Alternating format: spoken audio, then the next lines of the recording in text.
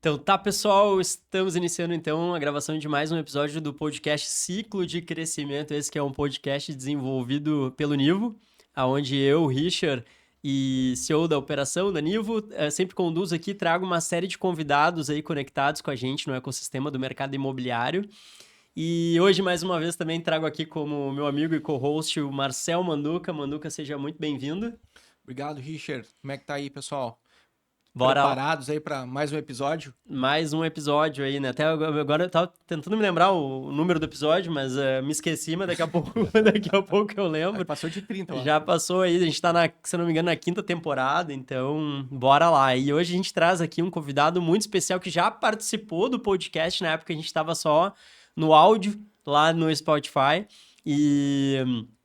E também na Apple Podcasts, que é o Vitório Venturini. Vitório, CEO da Jetmob. Vitório, seja muito bem-vindo ao nosso podcast novamente. Muitíssimo obrigado.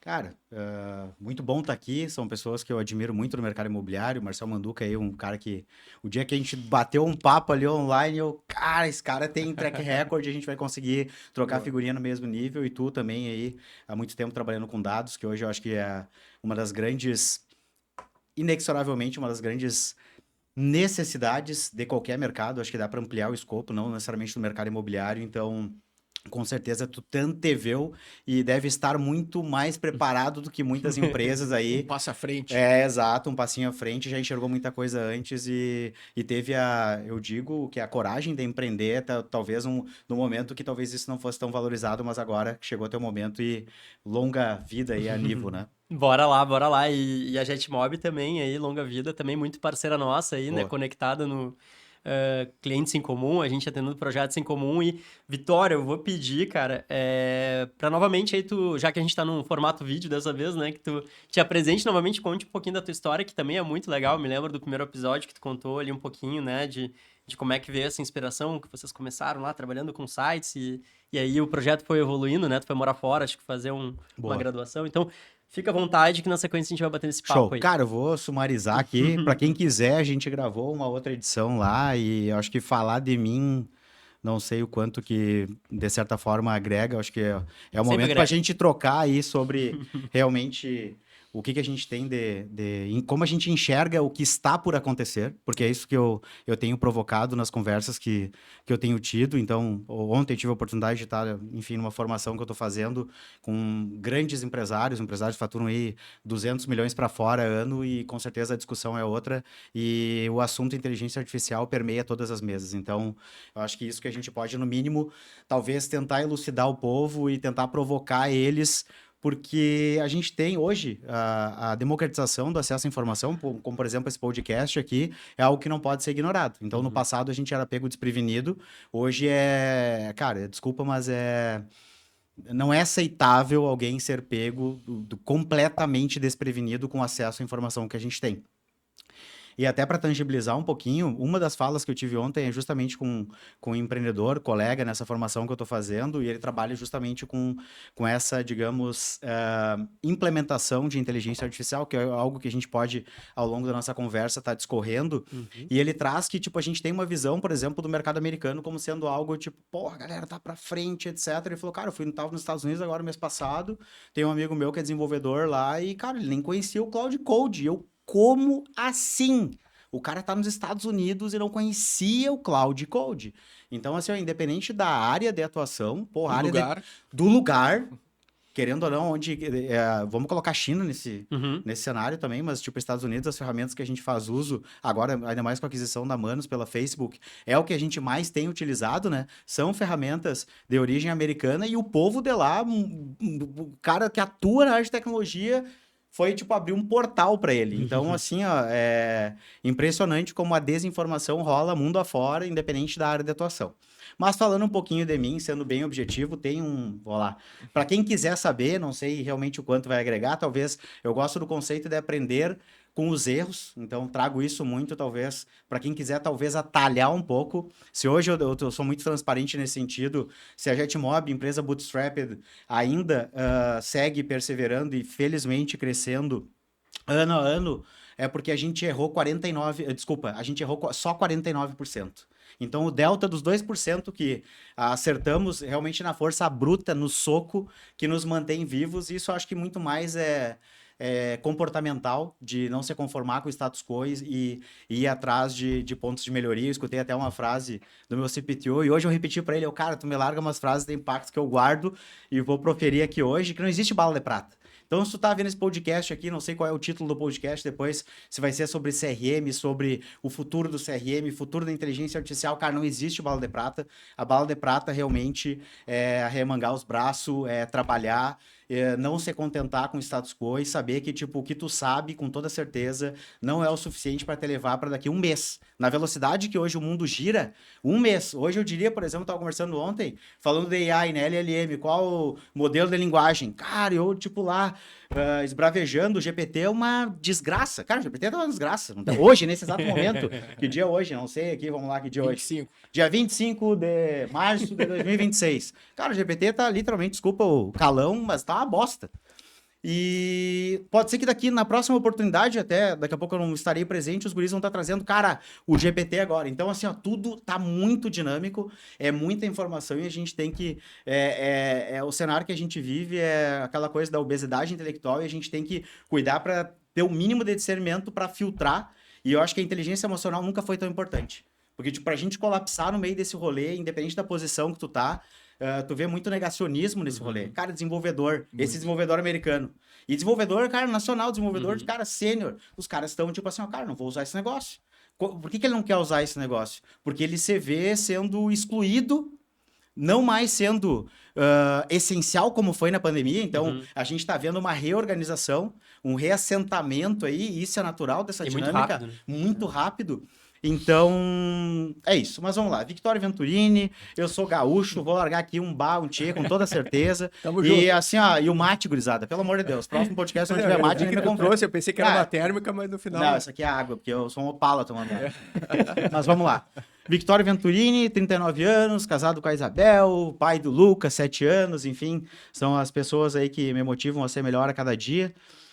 Sou publicitário de formação, trabalho desde os meus 13 anos, então aqui já fica uma dica para quem está assistindo e for um pouco mais novo, uma coisa que eu sempre falo, ação. Independente, cara, tem que sair de casa, tem que conversar com pessoas diferentes, se tu ficar numa bolha tua capacidade intelectual, ela tende, e não só tende, ela será suprimida. Então, a importância de trocar vai ampliando a tua capacidade criativa, então criatividade basicamente é tu ligar pontos, então quanto mais referências a gente tiver, mais capacidade para lidar com os desafios a gente vai ter, então saia de casa, saia da bolha, converse com pessoas, e eu trabalhei desde muito cedo, então o trabalho para mim não é problema.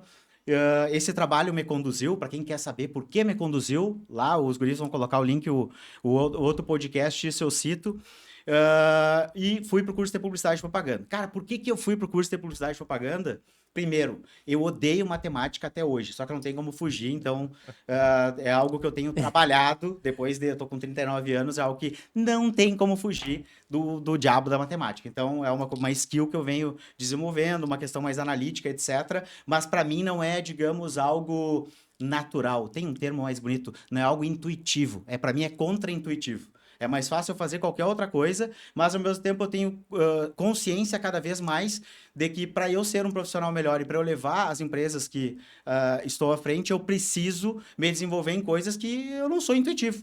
Então, para eu, no mínimo, ter uma capacidade de discernimento até para debater daqui a pouco com a IA. Porque se ela me contar, cara, isso aqui tá certo, gruda, eu posso tomar uma decisão equivocada, porque eu não tenho um conhecimento mínimo e tô derrubando daqui a pouco uma operação, fazendo algo muito questionável que vai prejudicar muitas pessoas. Mas, voltando, cursei Publicidade e Propaganda e logo do início, mais uma vez, ação, comecei a me experimentar. Então, eu já fazia trabalho gráfico antes mesmo de entrar no curso de Publicidade, já era o que a gente chamava no passado, não sei se falam ainda, o sobrinho. O sobrinho. Eu era, tipo assim, ó, o terror das agências de publicidade, as tradicionais na época. Então, a gente tá falando do momento que a mídia é offline, né? Então, tipo, era o terror. Era assim, ó, cara, se a agência cobra 1.000, faz por 200 e foda-se, entendeu? A agência que lute para justificar os 800 pila a mais, entendeu?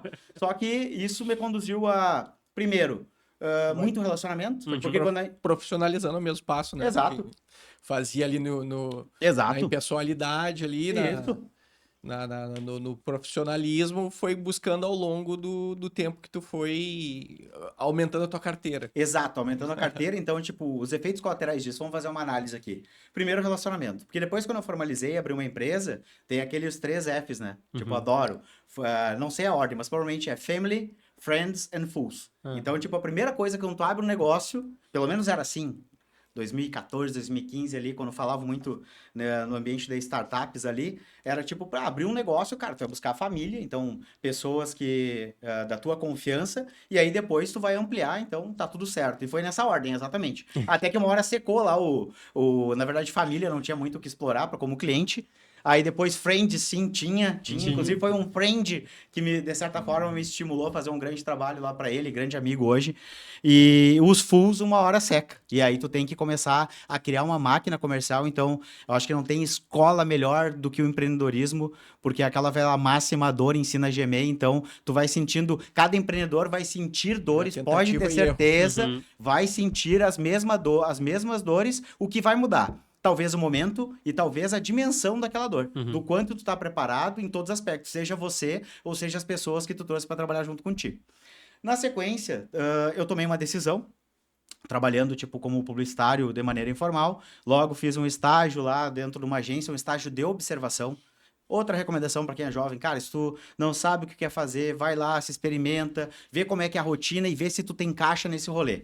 Para mim não fazia sentido trabalhar com agência. E aí tecnologia sempre foi algo, uma cachaça. Então hoje a gente tem inclusive dopamina fácil com vibe coding. Provavelmente vai ser um dos papos aqui. E cara, é mais divertido que jogar videogame, com toda certeza. Porque, tipo, sei lá, tu passar a fase final do Super Mario lá era desafiador, né?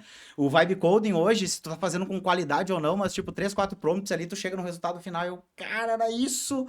A gente tu prolonga o final. E aí tu vai, cara, eu já virei a noite nessa pegada aí, então é algo que, tipo, transformador, que é a tecnologia nos proporciona hoje. Aí, basicamente, fui trabalhar, para encurtar a história, fui trabalhar dentro de uma empresa, cara, não dá para chamar de empresa, enfim, era sei lá, uma autarquia da Universidade Federal de Santa Maria, eu sou gaúcho, Santa Maria, Rio Grande do Sul.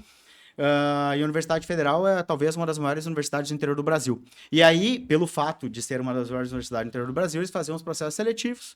E eu trabalhei dentro dessa empresa, dentro da universidade, que organizava os processos seletivos e a gente começa a empreender.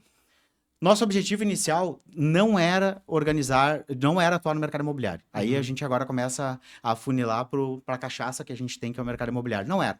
Eu não tenho até hoje parente. Tenho um parente que atua no mercado imobiliário, mas na época não tinha.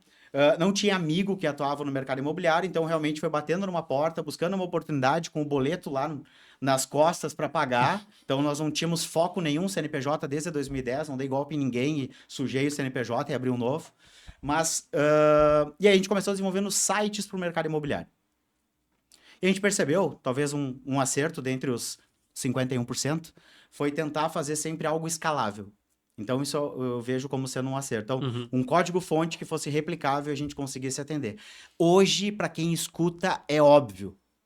Na época não era. Vamos contextualizar. Vamos lá, senhores. Vamos lá, vamos contextualizar. Vamos voltar aqui. Interior do Rio Grande do Sul, não existia YouTube. Eric Ries devia estar lá ainda nos rascunhos da Startup Enxuta. Então, tudo que a gente ouvia falar, cara, só ouvia falar. Não era nada tangibilizado. Não existia empresas de tecnologia. Tateando o caminho. Né? Exato. Era tipo assim, de machado, com muita vontade, explorando e apanhando muito. Então, o que hoje soa como óbvio, não era óbvio. Então, isso a gente começou desenvolvendo sites, cara, field sales, eu não conhecia ninguém no mercado imobiliário, já falei isso, e essa jornada, como a gente tinha fechado esse primeiro cliente para a gente escalar, eu fazia uma coisa que eu tenho estimulado muito dentro da empresa, que é desenvolver de fora para dentro. Então, eu não sabia o que era um agenciador, e que era a mesma coisa que um captador, e que era a mesma coisa que um angariador. Isso só quem entra no mercado sabe. O Brasil tem essas... Cresce ou cresci? Então, isso foi realmente sentando e passando tardes dentro de empresas para aprender esse processo, olhando esses processos que eram resolvidos de uma maneira correta ou não, através de diferentes ferramentas, a partir dessas diferentes ferramentas, desenhando uma espinha dorsal comum, e aí dá-se o surgimento talvez da espinha dorsal do que a gente tem hoje como JetMob. Mesmo tendo entregue algo realmente muito diferente para a época, para a região, que, porra, não falava em inbound marketing, inbound sales, esquece. Então, tipo, era ali o nosso mundinho ali, a megalópole Santa Maria, Rio Grande do Sul, que era dominada por uma empresa que desenvolvia sites em Flash. O Steve Jobs foi lá e, acabou com o Flash, não, tira essa porra daqui, vai acabar com a bateria dos meus iPhone e cancela esse negócio, sem contar as vulnerabilidades de segurança. Então, tipo, a gente começou lá de porta em porta, cara, mas assim, ó, porra, tua gestão de imóveis é maravilhosa, o site é maravilhoso, mas a curva, para eu migrar, eu preciso de algo mais, e aí surge o CRM. Então, a V1, inclusive o módulo era atendimentos, e aí a gente entra no mercado imobiliário. Foram ali, sei lá, vamos colocar aí 3, 4 anos, tipo, exploratório. A gente mantinha ainda uma base de clientes paralela, porque a gente precisava, não tinha opção. Não existia pai trocínio, mãe trocínio, esquece. Tipo, era realmente comer baguete, sei lá, por 6 meses no Carrefour lá de Santa Maria, e tá tudo certo. E aí, a gente em 2014, eu tive uma oportunidade, fui para fora, e aí quando eu voltei, meu ex-sócio, sabiamente, isso não tem como tirar dele, sabiamente, cara, a gente precisa focar. Se eu tenho na verdade, eu tinha um problema, hoje eu tenho, mas menos. Tipo, faz parte do autoconhecimento, né? Então, é a falta de foco. Eu sou, tipo, imagina, publicitário, aí eu vou colocar um tempero, que eu não gosto de ficar falando dessas experiências, porque parece que o cara, eu acho que o que importa mais é o resultado do que propriamente as coisas que tu fez. Mas, enfim, participei de umas maiores, eu era consultor do Sebrae, na época. Por que eu era consultor do Sebrae? É bom? Ai, que massa. Cara, eu tinha que pagar as contas, e o Sebrae era uma maneira de eu captar cliente. Então, uma maneira de ampliar o relacionamento. Claro. Aí, tipo, fechava contrato lá com Santa Cruz, com outras cidades, eu ia de moto viajar, negão. Pegava chuva, tudo, etc, tipo, e já era. Aí tá tudo certo. E aí, eu vi a Sebrae, eu fui convidado para participar da NRF. Eu não lembro, o Retail, sei lá, mas é a maior feira de varejo do mundo. E eu voltei com a cabeça explodindo. Meu Deus do céu, quem segura esse guri, cara? Queria fazer tudo. E quem quer fazer tudo não faz nada. Absolutamente, tu não faz nada. E aí, o meu ex-sócio me colocou no eixo. Tipo, aí quando eu voltei dessa feira, pilhadaço, meu Deus do céu, dá pra fazer, cara, totem, não sei o que lá. Aí tu via, na época, tipo, o pessoal utilizando o Wi-Fi pra mapear calor, fazer heatmap de presença dentro das lojas. Tu já via os primeiros... Nisso, tu via os primeiros humanoides caminhando, assim, dentro... Cara, 2014, negão. 2014, tu já via... Imagina a China, eu quero ir pra China. Afinal, todo mundo devia ir pra China. E aí eu voltei pilhado. Cara, não dá pra fazer algo diferente. Só que, cara, foco. Aí, 2000, na sequência, fiquei, vamos arredondar para 6 meses fora. Tive uma oportunidade bem bacana. Fui financiado, enfim, para estudar fora. E aí, quando eu voltei, o meu ex-sócio, cara, a gente precisa focar. Vamos, tipo assim, focar no mercado imobiliário, olha só. Mas o que tu fazia nesse momento que não estava focado no mercado imobiliário? Boa, primeiro, cara, eu fazia site porque fosse, não independente da área de atuação, porque a gente desenvolveu na época, lembra que um dos acertos foi desenvolver um código-fonte replicável? Nós desenvolvemos um CMS.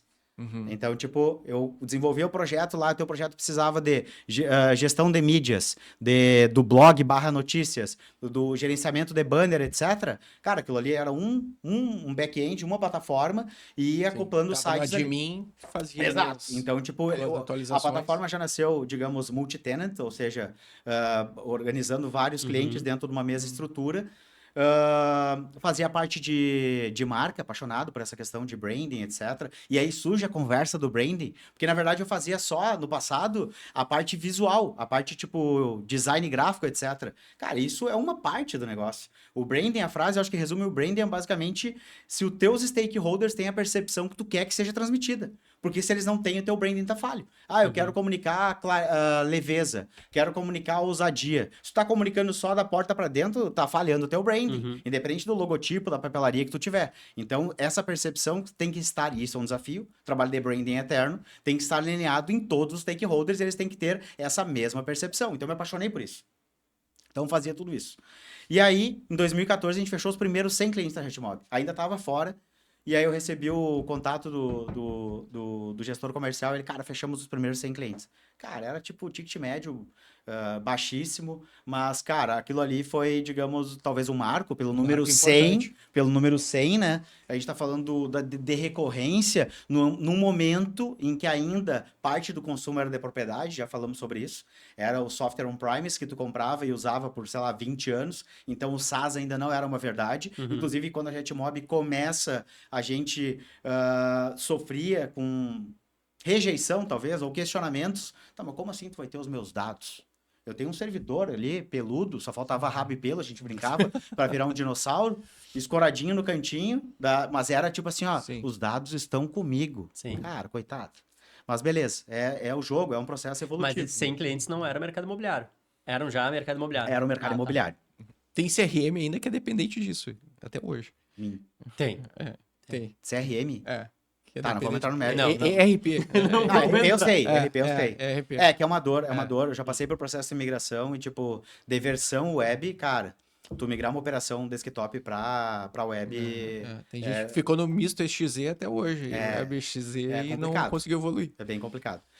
Mas o JetMob nessa época ele era CRM já? Ou ele era. Já existia o site? módulo atendimentos. Já existia o módulo atendimentos. Não, a gente não conseguia vender. Porque tu cresceu também com a própria evolução do mercado, né? O mercado, na compreensão do CRM hoje, que ainda é um tabu, Sim, foi crescendo engatinhando, né? exato. Então, tu Exato. foi dando robustez conforme o Exato. próprio mercado absorvia Exatamente, também. exatamente. Isso foi bacana porque é aquela coisa, tudo que... Se a gente for começar uma operação agora, com toda certeza, a gente vai ter muito mais agilidade do que uma empresa, que esse é um dos desafios. Eu acho que vamos lá para um corte, esse é um dos maiores desafios das empresas que já existem, é competir com as empresas que estão entrando. Por quê? Elas lá nascem com uma leveza em todos os aspectos. Sim. De processo, de tecnologia. O legado é um problema hoje. O legado é um problema, é uma dificuldade. Aí tem, evidente, alguns gatilhos aí que a gente vem trabalhando para tentar atenuar isso e juntar o útil ao agradável, Sim, mas é criar um grande desafio. Um potenciador, ao invés de um processo lento e pesado que exato. acaba o legado, né, Exato. te mantendo refém de uma série de estruturas que tu não pode Exato. te desfazer porque tu já tem uma base, né? Exatamente, exatamente. E aí, qualquer decisão, tu tá impactando uma base, então realmente é delicado. Talvez seja um momento para decisões, talvez não tão, digamos, populares, mas necessárias. Eu acho que é o momento. Tu vê, por exemplo, enfim, vou concluir a história e a gente começa a entrar nos paranoia. Cara, O CDH. o CDH violento. Eu tomei uma boletinha só hoje.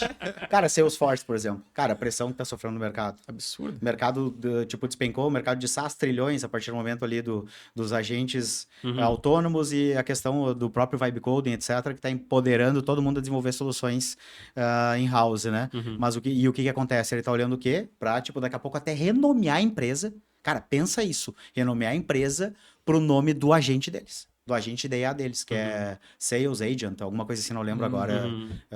Ou Force Agent, alguma coisa nesse sentido. Olha, isso é um exemplo de uma decisão não popular, mas necessária. Sim, é mais escalável ele tirar da operação e criar com todo o poder bélico que a Salesforce tem, né? Ou mantém paralelo, Manter coexistindo. E deixar E o complementando, outro... exato, e o outro caminhar. Porque daí a gente vai entrar naquela seara da migração, que a gente é irrefutável, da migração de propriedade para assinatura e para consumo, que isso, eu acho que a gente vai viver por muito tempo um híbrido e a gente pode adentrar nisso. Mas para concluir, 2015, 100 clientes, já tínhamos o CRM no mercado imobiliário e a gente fez um processo demissional, no sentido positivo de transitar, migrar os clientes que já estavam conosco, ficaram muito bem atendidos, eu espero, por outras empresas parceiras, e a gente focou 100%. A gente abdicou na época, no mínimo 30% de receita, mas também foi uma decisão, eu vejo como sábia, sangramos, e a gente, de fato, foca 100% no mercado imobiliário. Então, eu coloco 2015 ali como, de fato,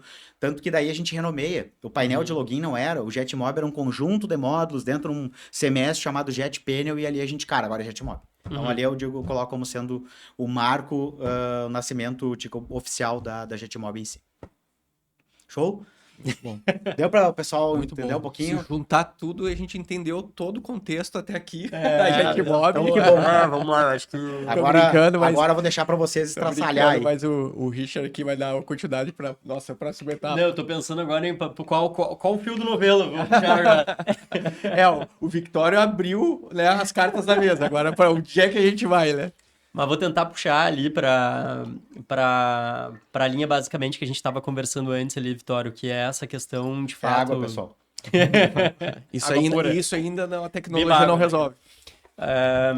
Essa linha, né, enfim, vou tentar puxar ali para essa questão dos agentes e tal que tu estava comentando, né? E até tu trouxe ali a ideia da gente explorar a vertical, que a gente estava conversando antes ali, né, do que é o futuro do CRM, né? Eu acho que o futuro do CRM está conectado com o futuro do mercado imobiliário e o futuro da tecnologia, né? Acho Como que um a gente todo. está falando como um todo aqui de algo muito mais abrangente. É, Me fala um pouquinho pra gente dessa tua visão. Acho que isso é interessante porque, assim, às vezes eu fico até... Porque a gente fala que existe um certo medo. Às vezes eu fico com dúvida se é medo, na verdade, das pessoas, né? De aprofundar a questão da IA ou se é, às vezes, essa coisa meio overwhelming que o cara, eu não sei pra onde ir, então eu vou continuar fazendo o que eu tô fazendo Sim, aqui, sim. sabe? Porque tu tem tanta opção que no final das contas ou tu entra numa crise de ansiedade generalizada, não, vou seguir o que eu tô fazendo que pelo menos eu vou ficar mais tranquilo aqui. Sim, sim. É o que Então o é Victório falou de difícil, obesidade intelectual, né? é a obesidade Vai intelectual. consumindo demais e tomando decisões de menos, às Exato, vezes, né? exato. Ou se consumindo Exato. de informações e impedindo uma decisão, né? Por E mais excesso de do que isso, a informação. gente não tá, acho que, acostumado a lidar com essa velocidade, né? A gente não vem do... Bom, a gente é uma geração aqui, tu tem a minha idade, nem sabia, cara, tu tem 39 anos. Cara, a diferença é que tu surfa, tu mora A no diferença é que eu moro em Campeche, Floripa há mais tempo. tu não plantou fumo no asfalto. Não trabalhou com carvão. As piadinhas que eu ouvi. Ó, mas eu abri empresa com 19 anos, hein? E passei por uma história bem parecida com a tua, tá? Mas depois a gente fala, eu não vou Vai falar tá no sobre mim episódio aqui. Tá no episódio 1. Também vim do marketing, foquei no nichê no mercado imobiliário, a gente é bootstrap, várias coisas, pontos em comum aqui, me identifico contigo, mas eu acho que o ponto, cara, que eu quero chegar é o seguinte, a gente não tá lidado, e a gente é de uma geração, eu, tu, Manduca, que a gente passou por toda essa transição, né, a gente é diferente de quem tá chegando agora, né, nessa geração nova e até da geração anterior à nossa. Acho que a nossa geração é uma geração privilegiada porque ela conseguiu viver um pouco de tudo e viveu intensamente, né? Enfim, desde lá do primeiro PC, né, que a gente teve, lá até essa revolução aí que a gente está vivendo agora, passou pela crise das .com, tudo que aconteceu nesses últimos 30 anos. Então, assim, beleza, tu estava dizendo que o futuro é os agentes, né? Muito provavelmente a gente está indo para esse caminho. E aí, tem toda essa questão do questionamento, do que é o SaaS e tal, né? Beleza, eu não vou tentar fazer um exercício aqui de futurologia para daqui a 30 anos, mas quais são os próximos 5 anos, 5, 10 anos, na tua opinião? Caralho, velho. Putz. Tipo, isso aí é tipo como se tu tivesse perguntado pra alguém na década de 50 o que ele imaginaria dos próximos 200. Porque, cara, a velocidade... Mas, então, porque 5 anos hoje eu imagino que se tu for botar na mesma equivalência ali, proporcional, é os próximos 30, de 30 anos atrás. Não, até mais, cara, até mais. Então... Não, mas assim, ó, eu acho que dá pra gente bater um papo, tipo, certeza acho que ninguém tem. Se tu pedir lá Sim, pro founder do GPT, o cara que saiu do GPT e fundou a Anthropic, esses caras podem ter certeza que eles também não têm certezas.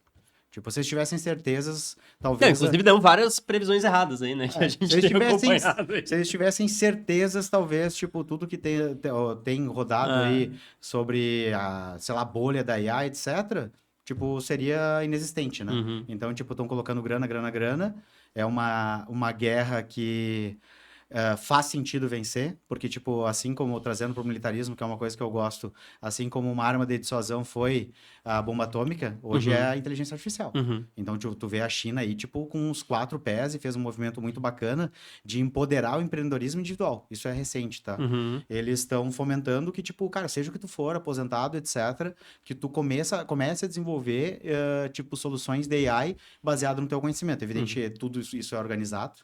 Então, a gente começa a falar de uma tendência aqui. Tudo isso é organizado. O que é organizado? Os fucking dados. Tipo, os fucking dados. Isso é uma coisa que o pessoal tem que se atentar desde agora. Desde agora, mas a gente já vai chegar lá. Eu só quero te fazer um pedido, trazer isso para o mercado imobiliário, porque esse é o ponto crítico do mercado imobiliário, Organização dos dados. Organização dos dados, né? Show. Então, vamos lá. Trazendo para o mercado imobiliário. A gente vive num momento de abundância de uma queda da barreira para o desenvolvimento de soluções. Então, isso coloca em xeque profissões. seja qual for, falando da indústria criativa, um UX UI, o cara que faz o desenho da experiência e o desenho da interface, seja um cara de produto, seja um cara desenvolvedor. Então, todos esses caras realmente estão em jogo. Eles têm que aprender a utilizar, assim como outras áreas, utilizar a inteligência artificial como um aliado, ou de fato, eles deixarão de ser necessários na condução daquele trabalho. Só que, ao mesmo tempo, a abundância, ela traz, e isso serve para qualquer coisa. Vamos pegar lá quando, tipo, a gente tinha aí, cara, abundância de dinheiro, de capital nas startups. Tu acha que os founders estavam, de fato, preocupados com eficiência? Ou simplesmente, cara, vamos crescer de qualquer jeito? Levantava 100 projetos, dinheiro não era problema, e azar, o negócio era crescer. Sustentabilidade, fazendo um paralelo com o Bowtie lá do Winning by Design, olhavam só para o funil de aquisição. E o outro funil, azar. Cara, opa, acabou o dinheiro, cara, acabou a empresa. Eu sei de empresa, eu já escutei de empresas que, tipo assim, ó, pagaram formação para um time de 50, 60 pessoas. Fiquei chocado, mas é real. Chocado, meu Deus. Ver minha masculinidade. 60 pessoas tu investir no desenvolvimento dessas pessoas e, tipo, cara, o aporte que a gente tinha para receber não recebeu, já era. Hoje, a realidade é outra. Então, as empresas buscam muito mais eficiência. Cara, teria um exemplo, o WeWork, eu acho, né? Algo totalmente insustentável que foi, né, bilhões, eu acho, em investimento e... Investimento e alto investimento, né? Porque o cara pegava financiamento com a própria empresa. Exemplo desse ó, top.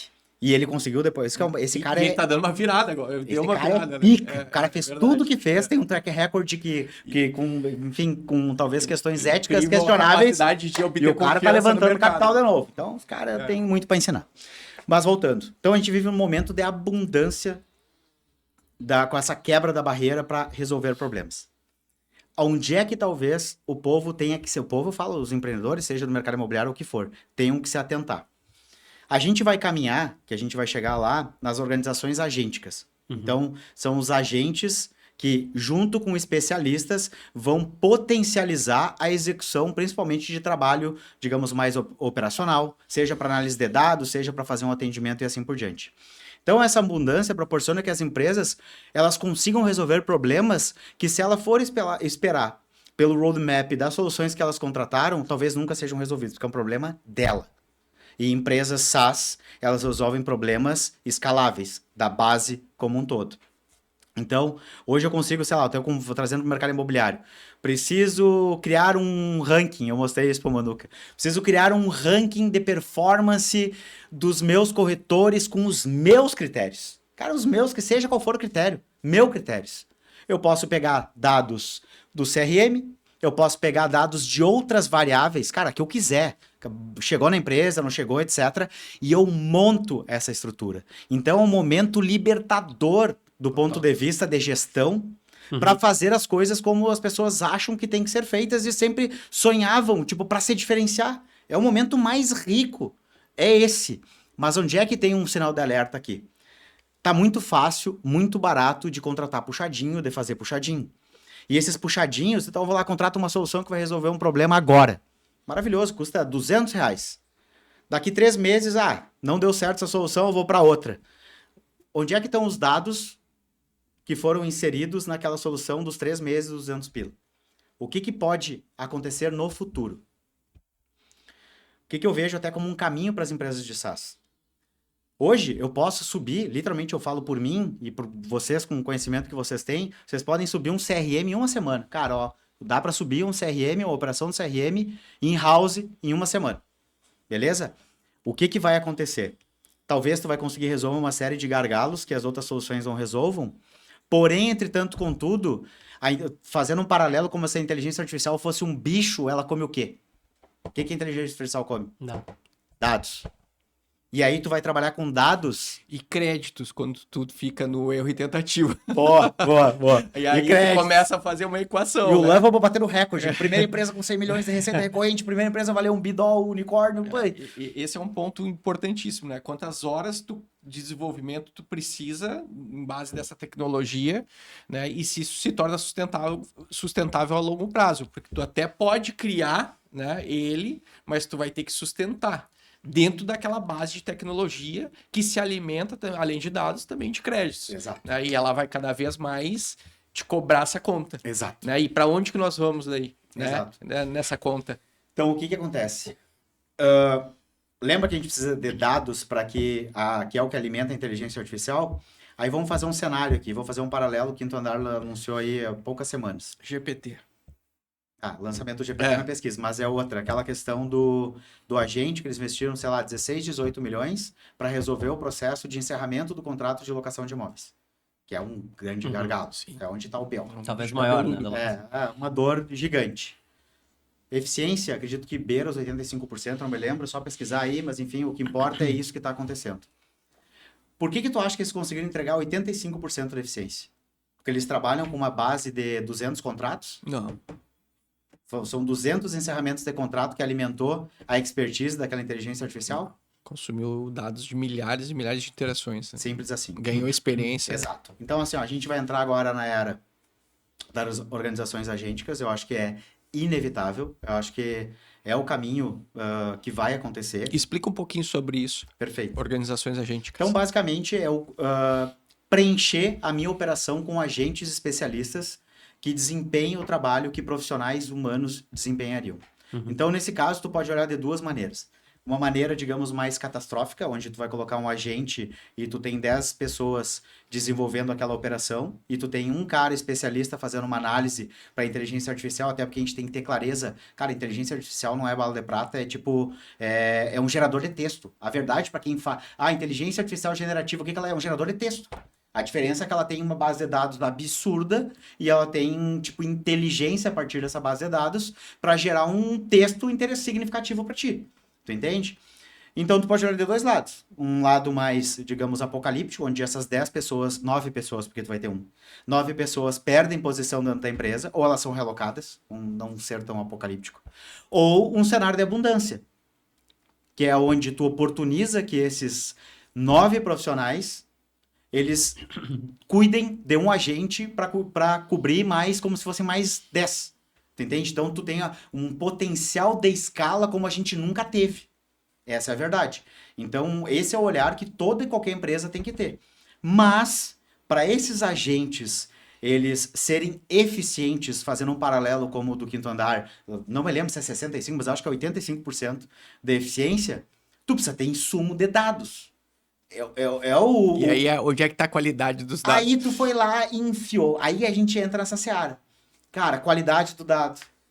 Milhares de ferramentas paralelas. Então, assim, Quando tu vai fazer a tua integração, né, com a extração dos dados de um CRM para outro, por exemplo, né? O que fica para fora e o que fica para dentro de qualidade que é possível utilizar. Sim. Então, assim, o desafio é gigantesco para as operações, seja no mercado imobiliário ou fora, se elas quiserem, de fato, primeiro, não ser refém de soluções. Porque eu acho que elas têm que ter... Eu estava, enfim, num painel lá falando com incorporadores. E aí eu fiz umas provocações lá, tipo, realmente pra, tipo, tocar o terror. Sair da caixa. Tirar os caras da zona de conforto lá. Tipo, cara, acho que é inquestionável, tipo, a gente ter clareza de que vão surgir marketplaces no mercado imobiliário. A gente teve iniciativas, eu não vou citar o nome a gente sabe que tiveram iniciativas. E quando a gente fala do imóvel secundário, o avulso, o usado lá, o buraco é mais embaixo. Mas o imóvel novo, ele tá, assim, tá pedindo, pelo amor de Deus, me coloca num portal. Porque vai facilitar a jornada. Então, a gente vai passar agora por um momento do mercado imobiliário onde processos que foram digitalizados, que eram analógicos e foram digitalizados. Então, sei lá, a planilha que estava lá no papel do cara foi enviada para um Excel ou para um PDF. Isso é digitalizar o processo. A gente vai passar agora para um momento onde o processo vira digital. E tu tem uma esteira. E essa esteira deixa rastros. Ela deixa rastros de taxa de conversão entre as etapas, delta de tempo, de volumetria. E isso, independente do negócio que tu tiver, tu precisa ter clareza desses dados, da confiabilidade e da organização desses dados. Porque senão, O que é fazendo assim, ó, um cenário, mais uma vez, apocalíptico. Mas a vantagem de tu jogar um cenário apocalíptico é, tipo, extrapola. E talvez não ocorra, mas é algo que, tipo assim, ó, pode vir que ocorra. Então as pessoas, tipo, cara, o que eu posso fazer para evitar isso? O mercado imobiliário sempre foi tudo muito mais lento. Então a gente vê essa transformação do digitalizado para o digital, sistema bancário. Tá aí o Nubank. Cara, o Nubank vai dominar o mundo. Dominou o sistema bancário brasileiro, vai dominar o mundo. Os caras fizeram um trabalho louvável. A questão do varejo. Então, tu tem o e-commerce aí. Então, uma série de mercados já estão numa estrutura digital, onde a jornada toda está lá, de oferta, de pagamento e assim por diante. E isso é factível, por exemplo, no primeiro setor. Porque se a gente fizer o paralelo lá, estava comentando com o Manduca isso, o que torna possível isso, tu tem o bem que é fungível e não fungível. O imóvel, ele é um bem não fungível. O apartamento 101, 201, 301 é completamente diferente. Do ponto de vista de ruído, do ponto de vista de rachadura das propriedades dele, dos vizinhos, da incidência solar e assim por diante. Mas quando ele é um projeto, ele está na planta, ele é o mais próximo de ser fungível.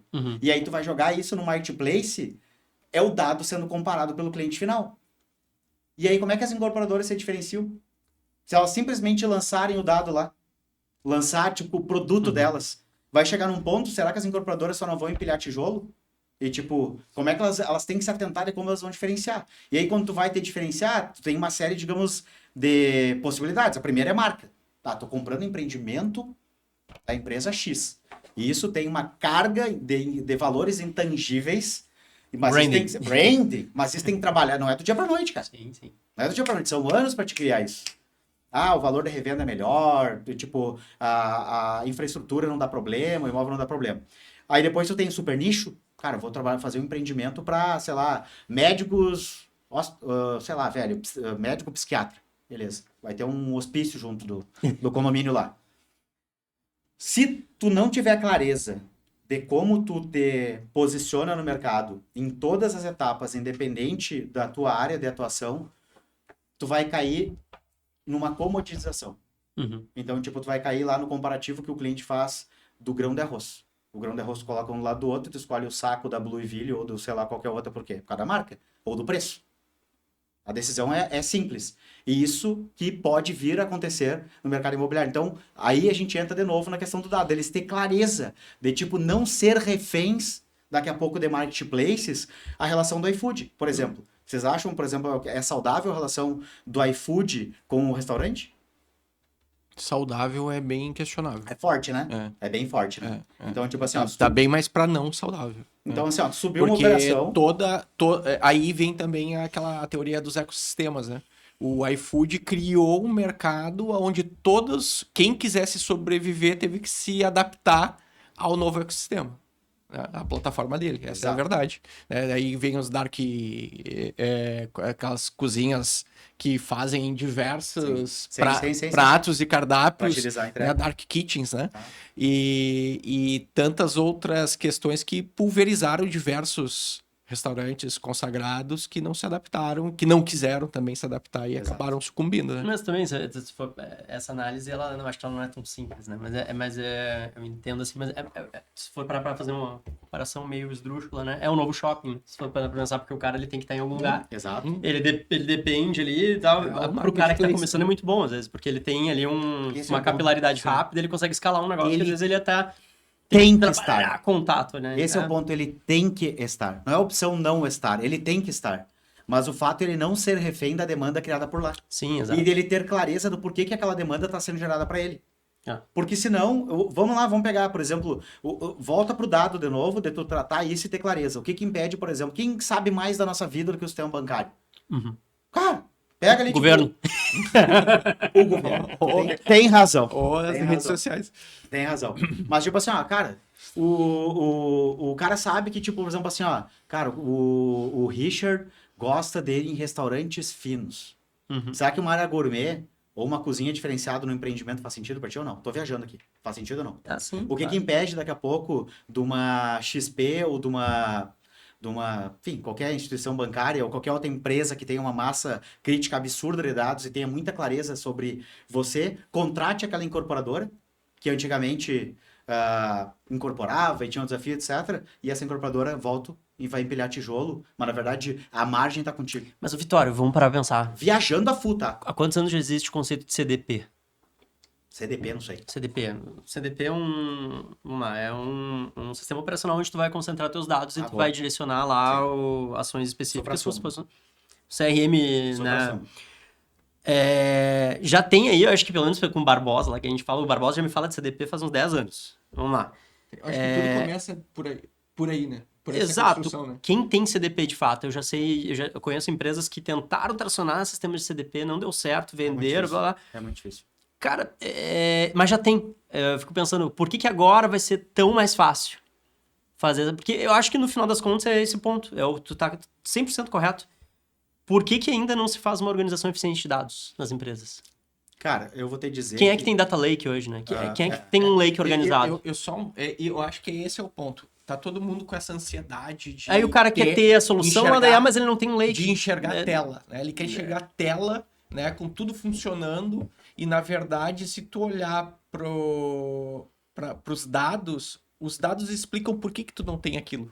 Né? Tu pode fazer milhares de coisas hoje, desenvolver milhares de soluções, mas se tu não tiver riqueza de dados, tu não começa nada, né? Ou fica tudo no meio do caminho. Talvez o que tu precisa saber, né? Para que tu vai usar esses dados, né? Então, e a IA veio, tá, agora eu sei, vou criar meu lake, um data lake é o primeiro passo. Né? Mas eu ainda vejo isso distante, assim, ainda não vejo esse movimento nas empresas ainda, muito pouco. E isso eu diria que e até empresas de tecnologia que não tem data lake. Isso eu acho que fica mais claro hoje do que nunca, né? Eu venho batendo nisso desde o ano passado sobre o conceito Martech, hoje não é mais, né, uma opção, né? É uma fusão que hoje o operador de marketing, se não entender de tecnologia, ele tá ferrado. Sim. Essa é a verdade.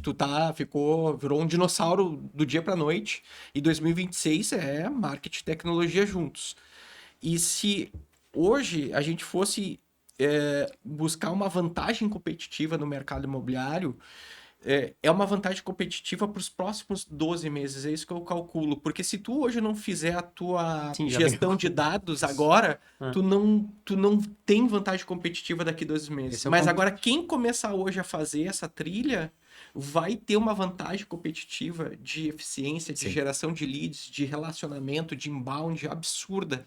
Como é que tu vai fazer a hiperpersonalização? E todos que não fizerem essa trilha, eles naturalmente vão ficar para trás. Eles vão ter que, provavelmente, Victória, eles vão ter que se plugar com marketplace. Aí as margens ficam espremidas. Exatamente. Claro, né? Até que chega num ponto que vira um parceiro, ganha menos. Faz muito sentido agora o Nubank lançar um seguro, por exemplo. Faz muito sentido, porque ele já sabe que todo o conhecimento tem. Tem o conhecimento da base, tem o conhecimento do que a base necessita. Tu pega o exemplo do Quintanar. Né? O Quintanar, ele vem com uma cara de administração, mas na verdade ela era uma securitizadora. Que criou uma solução disruptiva no mercado totalmente quadrado. Sim. E agora está, né, fazendo diversas frentes, enfim, né, com essa capacidade computacional que ele tem hoje. Né, ele constrói a top 3 do mercado de locações todo mês. Né, ele constrói uma carteira de locação, né, uma nova carteira. Eu acho que ainda existe esse medo muito grande também, né, de como organizar esses dados, né, essa questão de... até de diligência mesmo, assim, de como fazer isso. Se tu falar no mercado imobiliário, isso foge do core. O empresário imobiliário, ele foi moldado para vender o presente para o futuro, ele não olha para o passado. Sim. Né? E dados é passado.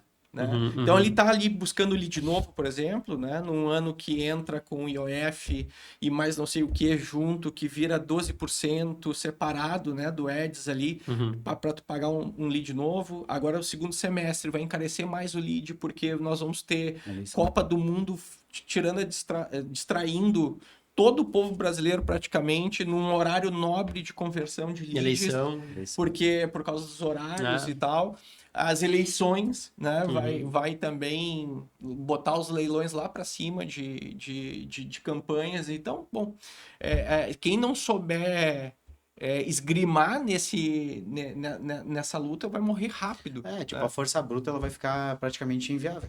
Então, tipo, isso de tu sempre tá marretando lead de novo, é força bruta. E a força de vendas, o comercial, ele clama por isso todo dia. Todo dia ele quer o próximo lead.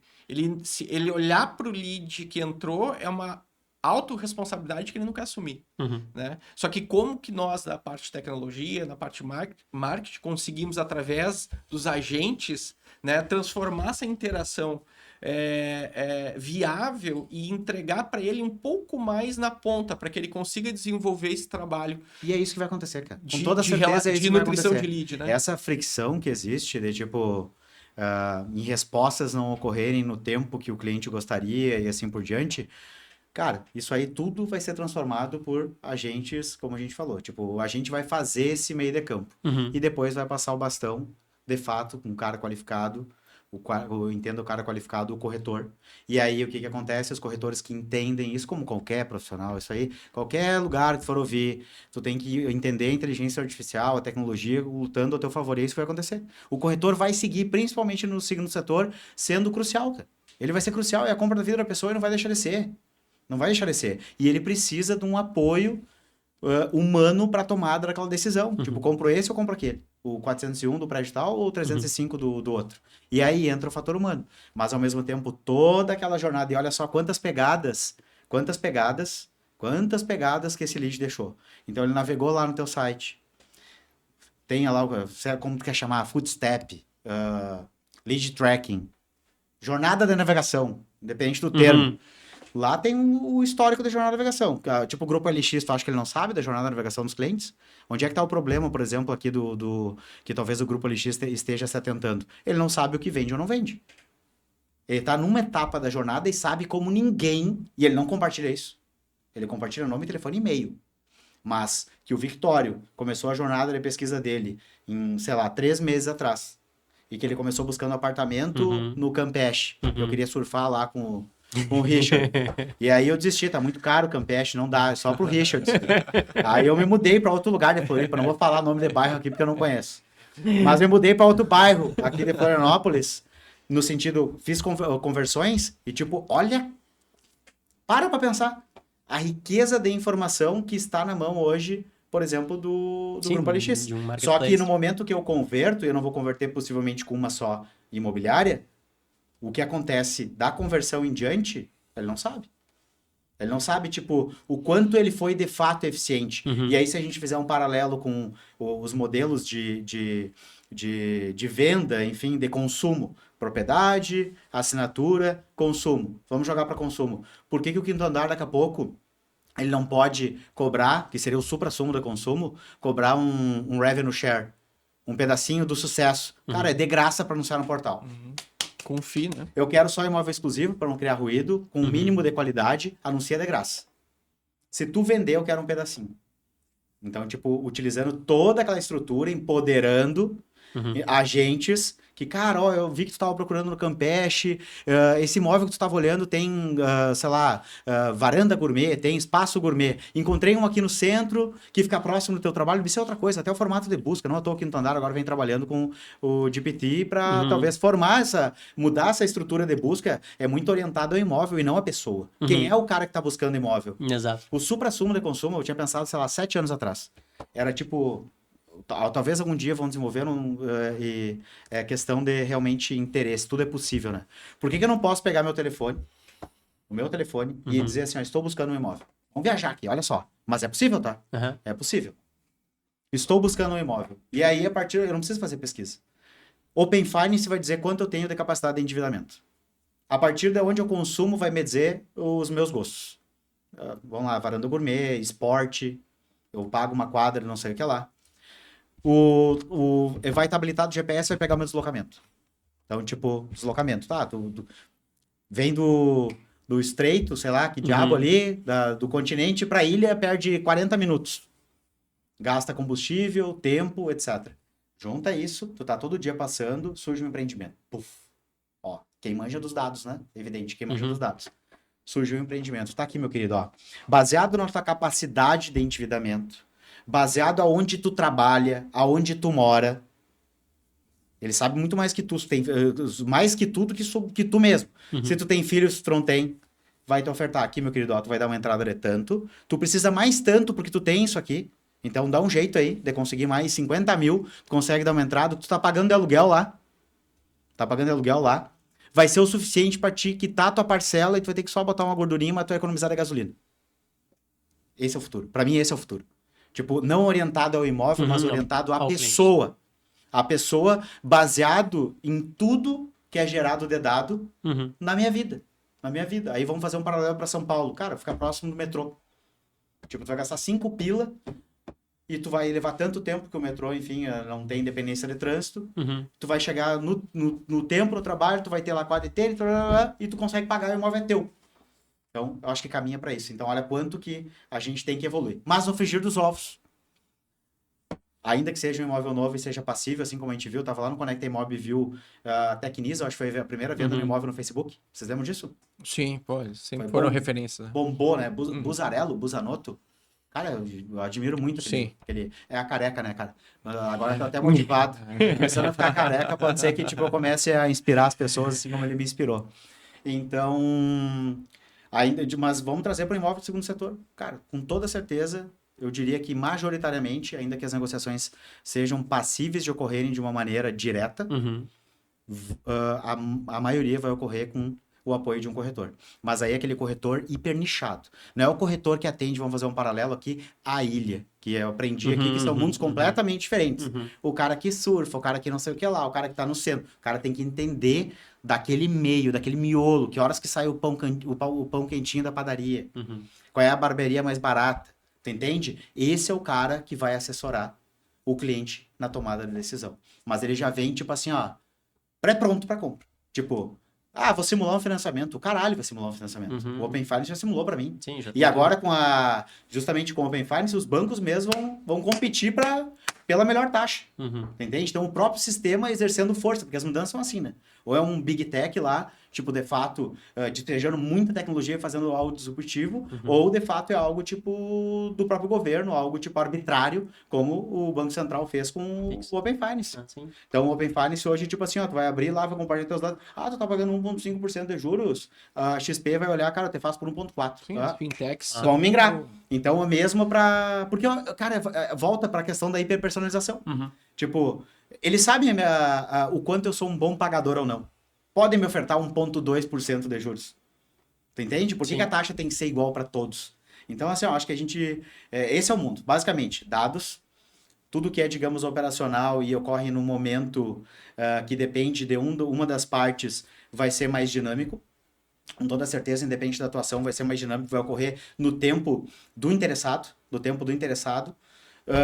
mas trazendo para o mercado imobiliário, eu acho que o corretor bom, especialista, não guspidor, o oportunista, que tipo, sei lá, era, com todo respeito, qualquer outra profissão na vida, não sabe o que é taxa Selic, e aí, tipo, quer tirar pedido de imóvel. Cara, esse cara realmente tem que se preocupar.